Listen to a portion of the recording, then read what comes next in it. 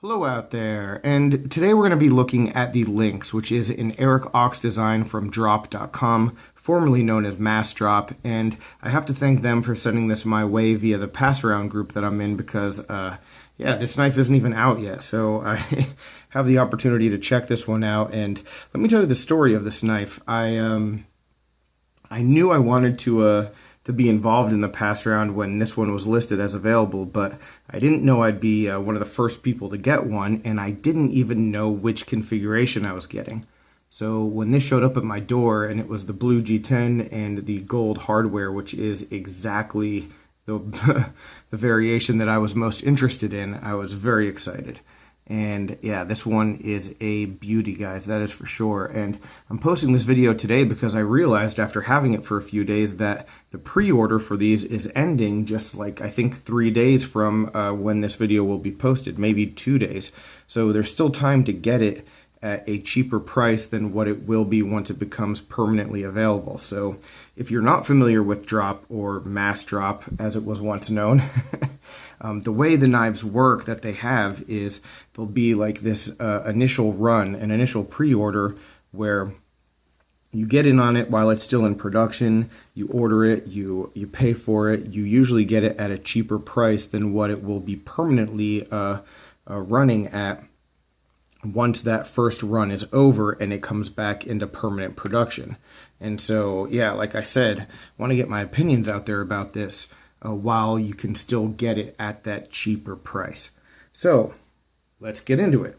Let's talk about the size and the details and the fit and finishing, which is spectacular on this knife.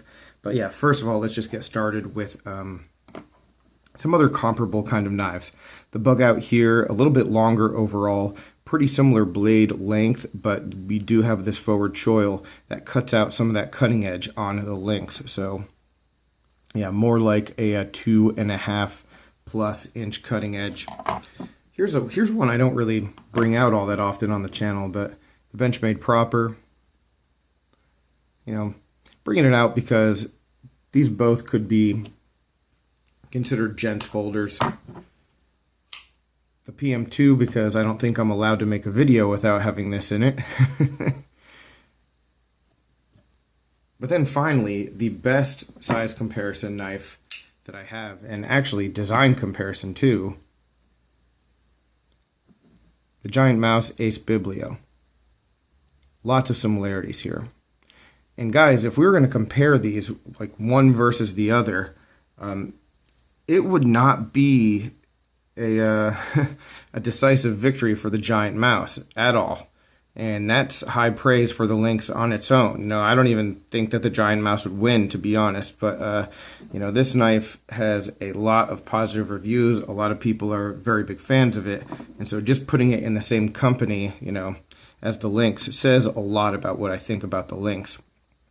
And again, one more thing before we get further into it. If you are not familiar with the Drop knives, Mass Drop knives, I'm not going to go into, I'm not going to make broad statements about the cutting performance and the durability about the entire line of their knives because they have a dozen plus at this point, and I haven't owned them all. But what I will say is that for the most part, the fit and finish that you see on their knives, the build quality for the price that you pay is very, very good. And this one is not in any way an exception to that general rule. We'll get back to that, but let's start by taking a look at the blade here. So what we have is a pretty high polished stonewash on this knife. And there you go. Reminds me of some of the ones that Kershaw used to do. Just beautiful stonewashes, even on their old budget knives. And I love those stone washes. It made me feel good about buying a budget Kershaw because, just the look of the blade provided value. And yeah, it's a beautiful finish. This is a hollow ground knife. The steel is RWL34. I am not an expert when it comes to that steel, but it is essentially, from my understanding, CPM 154. So it's a powdered version of ATS 34, which is the steel that became 154 CM, I guess. like I said, not an expert, but if we're talking about chemicals, it is almost identical to the steel that Benchmade used for so long. I like that steel. It always performed really well for me, so yeah, not really going to have much to say about that. But I do not in any way oppose them using it. We do have a very nice rounded spine, so just like ultra classy when it comes to the look of the blade here. The one issue with that I noticed is just ergonomically with that finish and the rounding of the spine. There's not a lot of purchase to be had here. So when the knife is in hand, you are going to slide, and it is going to be most comfortable if you just slide until you can't really slide anymore, and that's your grip point. And that works, and that's really not a problem at all. We have a bunch of points of contact further back that just make it a pretty darn good knife in hand as it is. And then here, you just want to take a look. If you are going to use that forward choil, looks a lot like this, or draw cuts. But yeah, it's just not going to be a place to really lock in the way you might. But that's one of those things that I think when I'm using a knife, and I don't have that really good jimping to lock into, I just naturally find a different position to use the knife, and it works out. It's not even like a thought process. And anytime that is not the case and it actually becomes an issue, I'll make you aware of that. As you move on back, again, it's just very aesthetically pleasing. What we have is a titanium liner lock, the bronze all the way back here. No lock stick at all. Excellent lockup. And G10 handle scales here. The other variations, which I guess I'll put in more pictures now if I didn't already. The other variations are G10 in green, G10 in black, and then 2 different carbon fiber versions. I don't know what the machining is like on the carbon fiber, but taking a look at the G10 machining, this is a nice piece of G10, guys. I really like it. It has just like the classy kind of texturing where it's like a sort of more matte, and it isn't just like this ultra glossy and slick, but then it also has machining that just, it's just a very well thought out handle scale. Well designed in concept and very well executed. So we have that on both sides. We do have a backspacer. It is the same G10, so it matches the scales. It is intentionally raised slightly above the liners. And so you can see that just a little bit here. Everywhere else, the fit and finish is wonderful. It's very, very flush. Let's take a look at it closed just here. So yeah, they just did an excellent job with that. And why this is raised a little bit, I'm not sure. It doesn't really matter to me, but just a design choice.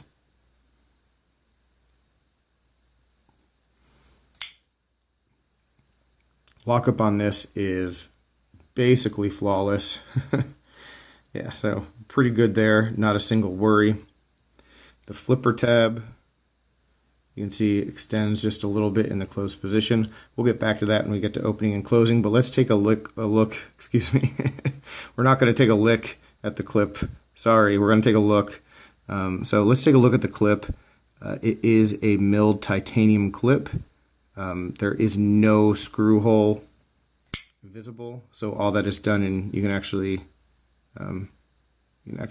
potentially see down there. I think it's done through the inside. So nice touch. The lanyard hole is, in my opinion, completely unnecessary, but for those of you who like lanyards, it's there. For me, this is way too pretty a knife to be putting a lanyard on. But again, to each their own. Power to the people. But one of the ways that you see, and let me talk about this too. So when Mass Drop became Drop, they changed their logo and came up with this, and it's sort of like a D. I actually like it, guys. Yeah, I like it. Not 100% sure why, but I like it. I like the way it's incorporated into the pivot. Yeah, I think it looks sort of cool. As far as the other stamping, you can see the RWL34 is right there in the choil. And then on the other side here, it just says Ochs. So nowhere on the knife do you see drop besides the logo here. So interesting choices. Big home run here. Big home run is the action. The knife is super smooth, but more than that, it's very snappy. It does have a little bit of like stick in the D10 as you disengage, but it's worth it just to have it fly out the way that it does. I like the action from the flipping perspective right here.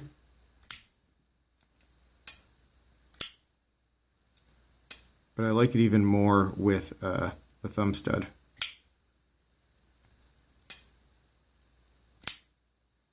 You can spider flick that thumb stud, so yeah, it's just excellent. Disengaging is relatively easy. You can see there is some machining to allow for that. Very easy to do. And it just has this very authoritative like engagement of the lock, which, as you know from recent videos, is a pet peeve of mine when the lockup isn't there. So just having that is a very good thing. Centering on point. Yeah, and overall, I mean, we have a beautiful knife. Oh, before we wrap up and talk about value, let me real quickly talk about just the forward choil and one more thing about ergos. So the knife is really comfortable, like I said. But for me, and more when I use knives with forward choils, I realize that I don't need them. And I don't use them that often when I have them. The Paramilitary 2 is sort of different because the forward choil is still behind like where the cutting edge would be. So it actually like makes sense. But like with this, you know, it runs right up to the cutting edge. And so, you know, your finger's getting pretty close to the stuff you're actually cutting. And so a lot of times I prefer to just use a knife back like this. And it does take some time to get used to that, you know, and I think with a knife like this, if I were doing any like long period of cutting, it might take some extra time just to get used to actually cutting the material. The same way though that it did, you know, when I was cutting with the Ace Biblio just the other day. You know, I find myself like breaking down cardboard. I'm not cutting like this. I'm just not. I'm using it like this. It's great to have the versatility, but like the way I'm going to practically use the knife is like this. So the forward choil is nice for any kind of detail work, but more often than not, you know, I'm going to have to adapt and, you know, make up for that gap between the cutting edge and my finger. And so it's a little bit difficult to cut accurately in that situation, but it's just something you get used to. But yeah, finally, guys, the price point of this at this point is $150, only for the next couple days. Once these are pre-ordered and we move on, and once this comes back into stock in a few months or however long it is, they'll be 180, I think. And the carbon fiber version is an extra $100. So I think right now that's $250 and then maybe $280. I don't know that for sure, what that will be. But I'm not going to say don't buy the carbon fiber version. You want to spend your money, like, go for it. Never going to argue with that. But this knife right here, $150. Competitive value, it's there. You know, this is a subjective thing.